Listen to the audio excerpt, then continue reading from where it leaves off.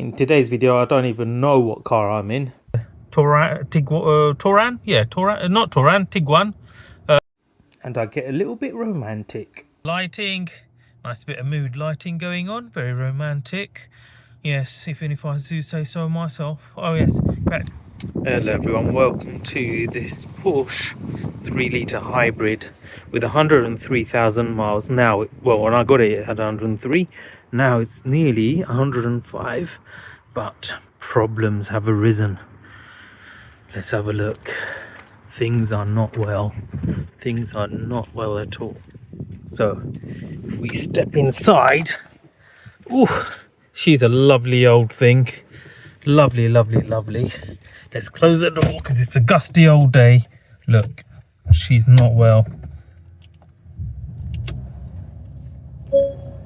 Oh, okay, battery protection active, that's fine. As you can see, EML light is on, airbag light is on. I knew about the airbag light, but that's because of the dirty little sensor underneath the driver's seat. But now, look, it's misfiring. I don't know if you can notice, the car is like shaking a little bit. And we've got the engine management light is on. Now, once I've warmed up the engine, it won't let me check the oil because it's obviously an electronic dipstick. But you can see from the pressure's okay. But I want to check the oil level. Look, it won't do it now because it's cold. But oh, can you hear that? Oh dear. Oh, she's shaking. Oh dear. Okay, I've put that on diagnostic. Here's what the diagnostic shows. Let's hope the local garage can help save the day. Hope this isn't terminal. Can you see the shaking? Oh my goodness. Oh well. Here, let me show you how it looks to drive. I'm going to carefully drive it because I obviously need to get it to the garage. There you go. There's the check engine lights come on. Anyone got similar problem with this?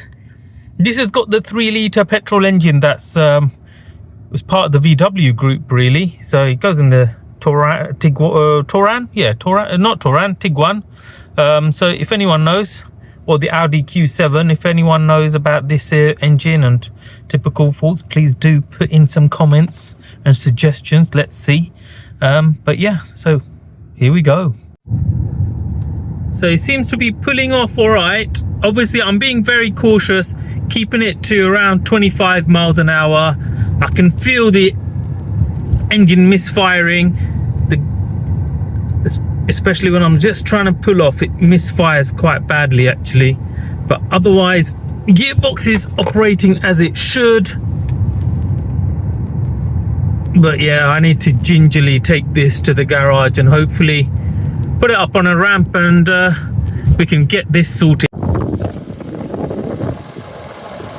You see it's slightly misfiring there, so I've got the code P0491, so insufficient air to bank 1, so I'm gonna have to have that looked at. That's what's causing the misfire on there, so hopefully it'll be reasonable enough easy fix to get that rectified.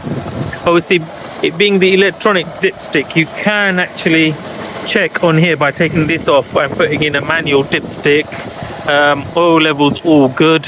I've checked that. All the other coolant levels, etc., are all good. There don't appear to be any leaks in the engine bay as such. So hopefully it will be the bank 1 sensor, and you hope and pray that it's an easy fix. Wish me luck, and I'll give you an update shortly. So after a few days in the garage, the car is back. The Porsche Cayenne Hybrid is back, and I'm pleased to say, well, I hope so, she's been fixed. Yes. So not much needed doing. not as well, not as much as I thought might need doing. So what happened was the sorry, apologies, the error code was around multiple misfires.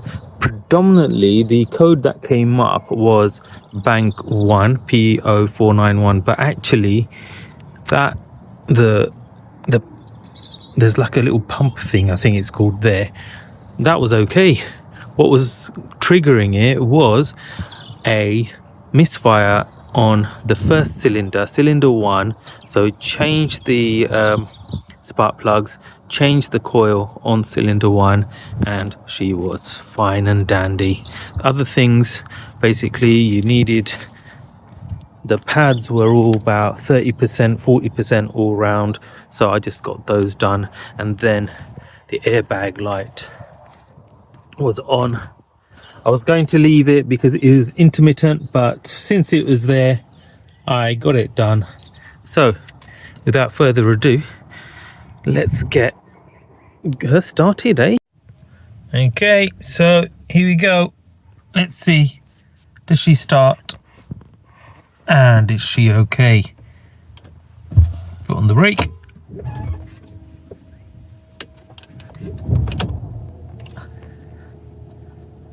There we go. Instead of a gas boiler is currently high. Oh, radio's on. Let's turn the radio off. There you go. Look at that. So the engine's cold, as you can see. So it's a cold start. Hasn't been warmed up or anything like that. And as you can see, everything's all fine and dandy. We know we need to fasten the seatbelt. Let's see, does the oil level thing work? Oh, it does. But obviously it's cold at the moment, so it'll do an inaccurate reading seeing as it's cold, but I'm sure that'll be fine. There you are. Shall we go for a quick little drive? Off we go. Oof, pulls like a train, but a very smooth one. The pickup is nice and smooth, and being the V6, it wafts along so nice. Beautiful, beautiful, beautiful.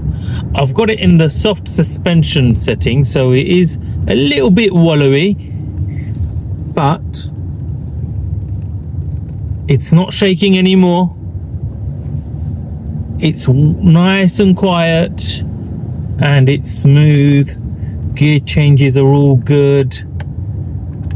Let's go down this way. Oh, a bit of a tight turn. That's the only thing with a juggernaut like this.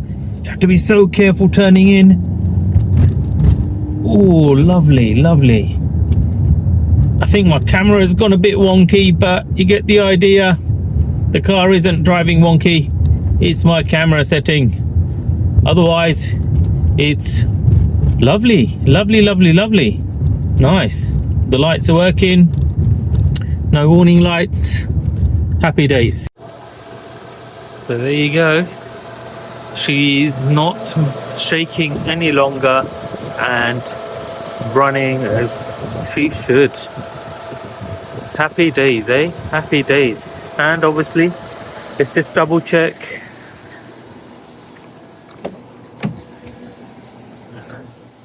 Engine management light isn't flashing or anything like that. Let's get in, actually. It's so cold. Look, have a look. There we go. Hold on, let me turn the light down a bit. So there we go, much better lighting.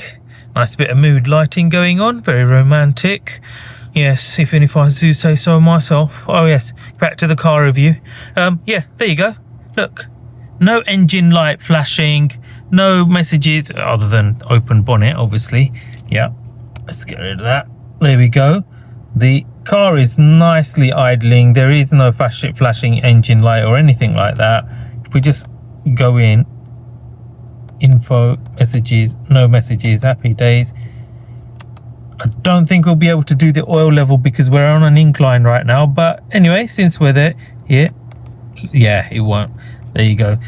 That's why incline, but thankfully no engine light. Everything's nice. It's idling nice and steady at 900 RPM here. There's no airbag light flashing either, so happy day. So let's get to the numbers, eh? So I've actually had this car for about 3 months. I've driven it myself for all that time, so it hasn't been advertised for that long. Actually, it sold within 2 days of me putting it up for sale.